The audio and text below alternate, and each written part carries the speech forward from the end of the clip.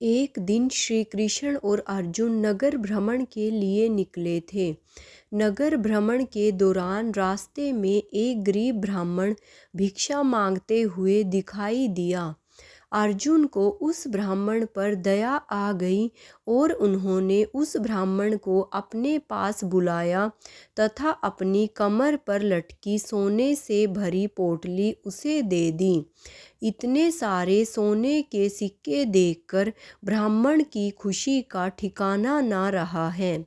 उसने श्री कृष्ण और अर्जुन दोनों का धन्यवाद किया तथा वार्षिक दर के लिए चल पड़ा। वह रास्ते भर यही सोच रहा था कि अब उसकी जिंदगी बदल जाएगी। वह एक अच्छा घर खरीदेगा और अपनी पत्नी और बच्चों की सभी मांगों को पूरा करेगा। बचे हुए धन से एक छोटा सा व्यापार शुरू करेगा। लेकिन उस बेचारे ब्राह्मण को नहीं पता था कि उसका दुर्भाग्य उसके साथ चल रहा था। घर के रास्ते की एक सुनसान जगह पर एक लुटेरा सोने के सिक्कों से भरी पोटली छीन कर भाग गया। इसके बाद वह अपना सिर पकड़कर रह गया और दुखी मन से घर पहुंचा। ब्राह्मण ने अगले दिन फिर से भिक्षा मांगना शुरू कर दिया। कुछ दिनों बाद जब श्री कृष्ण और अर्जुन द्वारा नगर भ्रमण के लिए निकले तो उन्होंने उस ब्राह्मण को फिर से भिक्षा मांगते हुए देखा। यह देखकर अर्जुन को बड़ा आश्चर्य हुआ कि इस ब्राह्मण को इतनी सारी स्वर्ण मुद्राएं दी, इसके बाद भी यह भीख मांग रहा है। अर्जुन ने उस ब्राह्मण को अपने पास बुलाया और पूछा, तुम भिक्षा क्यों मांग रहे हो? तब ब्राह्मण ने पूरी बात बताई कि एक लुटेरे ने और सिक्कों की पोटली छीन ली। यह सुनकर अर्जुन को उस ब्राह्मण पर दया आ गई और अर्जुन ने अपने गले से हीरों की एक माला निकालकर उस ब्राह्मण को दे दी। ब्राह्मण फिर से दोनों का धन्यवाद किया और खुशी खुशी घर के लिए निकल पड़ा। ब्राह्मण घर पहुंचकर इस सोच में पड़ गया कि इस माला को कहाँ रखूं। उसके घर में एक पुराना मटका पड़ा हुआ था जिसका कोई उपयोग नहीं हो रहा था।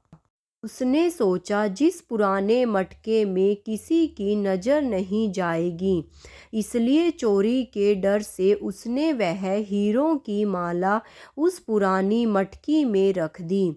ब्राह्मण सुबह से भीख मांगते मांगते थक चुका था और अगली सुबह उससे भीख मांगने नहीं जाना था, इसलिए उसे रात बहुत गहरी और आराम की नींद आ गई।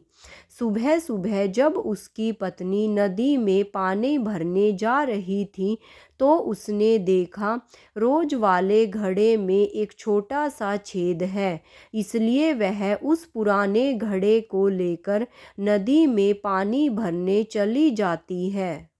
जब वह घड़े को धोने के लिए उल्टा करती है तो वह हीरों की माला उस नदी में गिर जाती है। जब सुबह सुबह ब्राह्मण पुराने मटके में पानी भरा देखता है और उसके बारे में पूछता है तो वह अपने दुर्भाग्य और किस्मत को कोसने में लग जाता है। इसके पश्चात वह दुखी मन से फिर भिक्षा मांगने नगर में जाता है। उस शाम फिर से श्री कृष्ण और अर्जुन नगर भ्रमण के लिए निकले थे।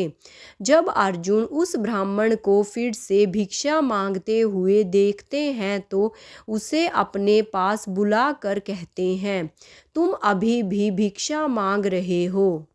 तभी ब्राह्मण अपनी सारी कहानी सुनाता है। कहानी सुनकर अर्जुन मन ही मन सोचता है कि इस ब्राह्मण की तो किस्मत ही खराब है, इसकी किस्मत में तो भीख मांगना ही लिखा है। इस सारी घटना के दौरान श्री कृष्ण अर्जुन की तरफ देखकर मुस्कुराते हैं और कहते हैं, पार्थ, इस बार मैं ब्राह्मण को दान देता हूँ। श्री कृष्ण ने एक छोटी सी मुद्रा उस ब्राह्मण को दान में दे दी। यह देखकर उस ब्राह्मण को बड़ा आश्चर्य हुआ, लेकिन उसने कुछ भी नहीं बोला और धन्यवाद करके चला गया।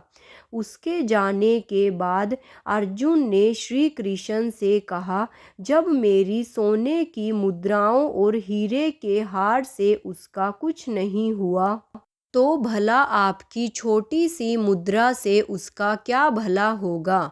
कृष्ण मुस्कुराए और बोले, तुम उस ब्राह्मण का पीछा करो।